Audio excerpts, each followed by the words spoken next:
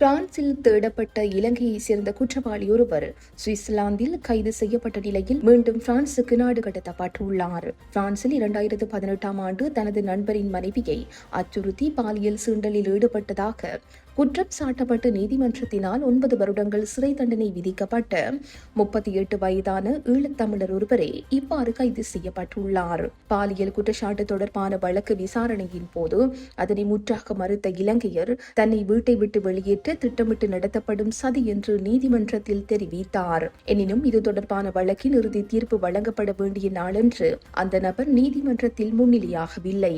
அரசு தரப்பு வழக்கறிஞர் தனது வாதங்களை முன்வைப்பதற்கு முன்பே அவர் தலைமறைவாகினார். குற்றவாளியான இலங்கையர் இல்லாத நிலையிலேயே நீதிமன்றம் அவருக்கு 9 ஆண்டுகள் சிறை தண்டனை விதித்து தீர்ப்பளித்ததுடன் குற்றவாளியான இலங்கையரை கைது செய்ய பிடியாணை பிறப்பித்தது. இந்நிலையில் பிரான்சில் இருந்து தப்பியோடி சுவிஸில் பதுங்கியிருந்த நிலையில் கடந்த வெள்ளிக்கிழமை அவர் கைது செய்யப்பட்டமை குறிப்பிடத்தக்கது.